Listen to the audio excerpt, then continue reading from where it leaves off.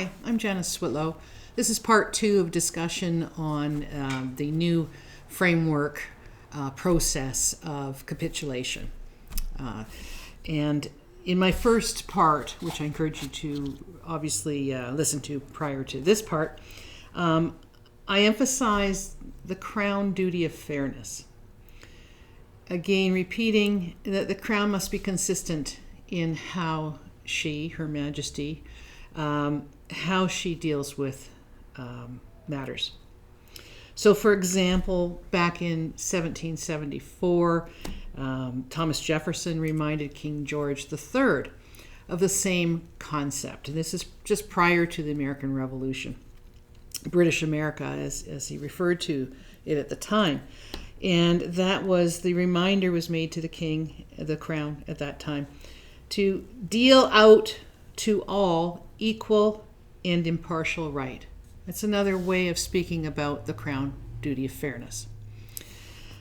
That duty remains binding on the crown today.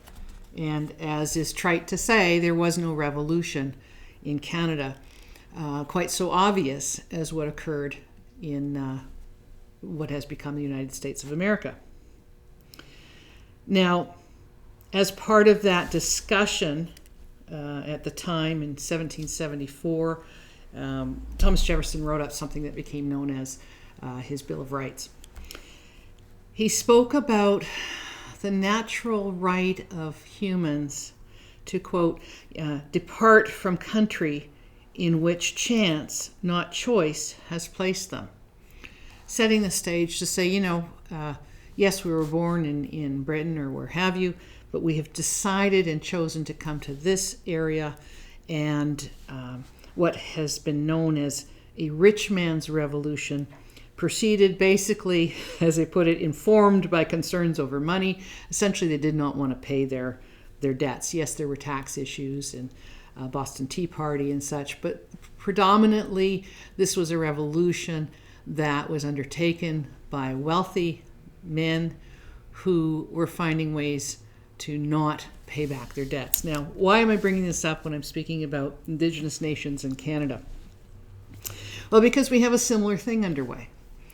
We have not an abrupt revolution. We have this kind of silent revolution going on whereby Canadian governments, ruled by elite, if you will, did not want to give up entitlement to what they felt was best served in their interests. That was one of the issues in the Revolution too, is that the Crown was not allowing British Americans, if you will, to take up land that belonged to Indian tribes. And the Crown was emphatic about maintaining relations with Indian tribes.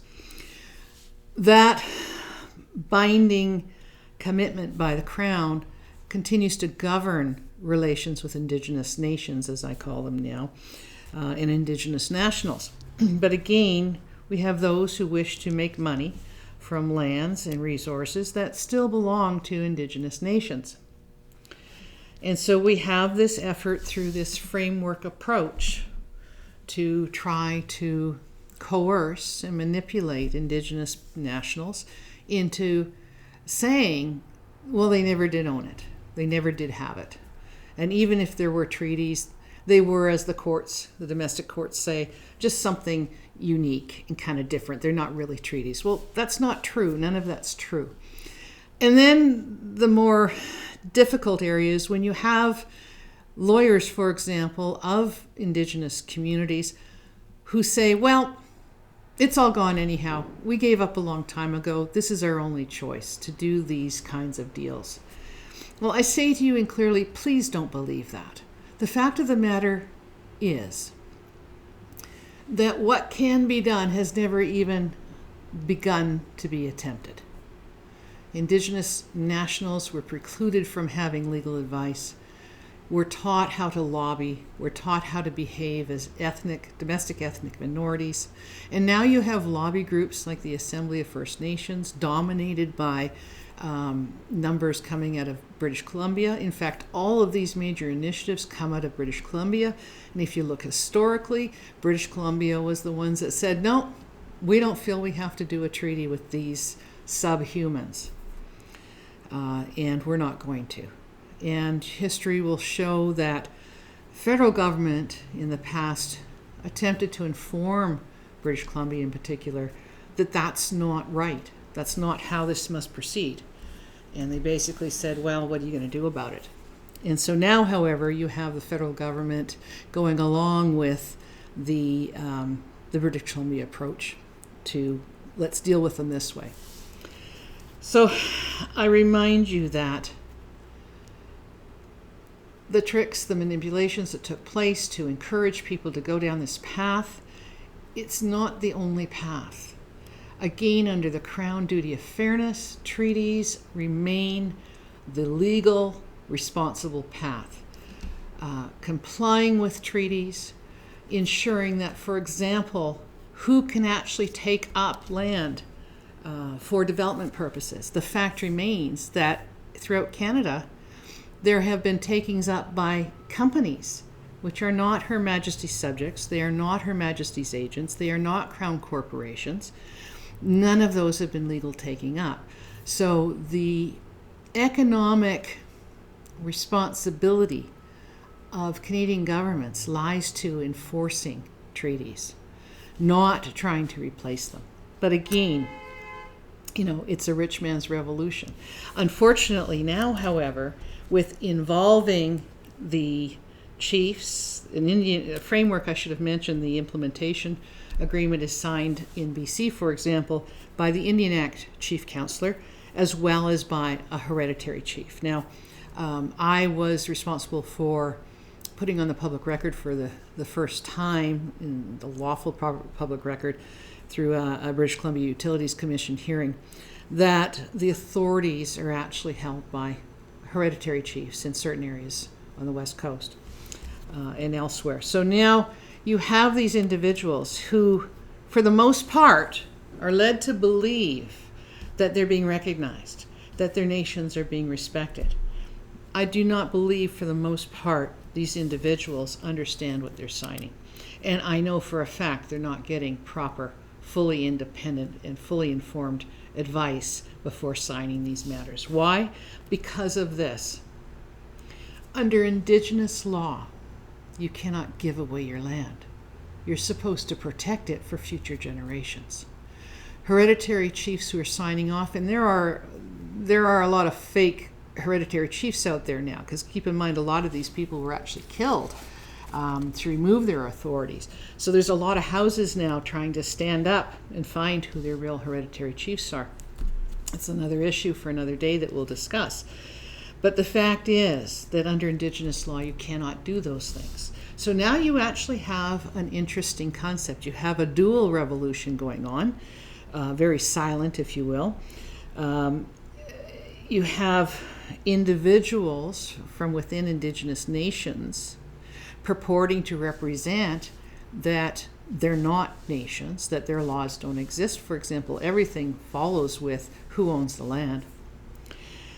And you have Canadian governments acting to try to seize and control these lands. And then you have the Crown, whose honor is at stake, whose duty of fairness must be protected.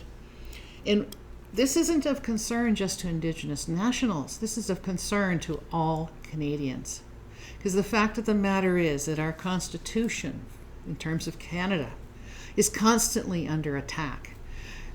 Judges have changed the written aspects and components of the Constitution. And Canadian government just does what it wants in order to effect change to the Constitution by convention. These are serious consequences, and I'll share with you my personal experience as well in terms of what happens when you stand up for basic human rights, what happens when you stand up for democracy. Canada, unfortunately, is not a democracy. Because if you get on the wrong side of it, and I've been made offers, come join the old boys club, come do these things, I can't because I have certain ethical beliefs. I've made commitments not only in Longhouse, but I've also sworn oath as lawyer and as a Crown lawyer. I can't do these things and rest at night. So instead, I challenge and point out what's wrong with this system.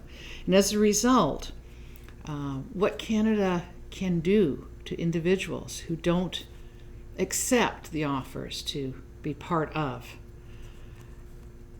is pretty shocking. Canadians would be shocked to know that, and I'll share some of that, as I said. The fact of the matter is, why is that of concern? Well, that concerns everything, right? What kind of secure investment financial base does anyone have in this country, investing in this country, conducting business in this country, when Canada is able to, just because it wants something it can't have and doesn't have, to what extent and what lengths can Canada as a country go? And that's what I hope to bring awareness about to all those impacted by the conduct of Canada. Thank you.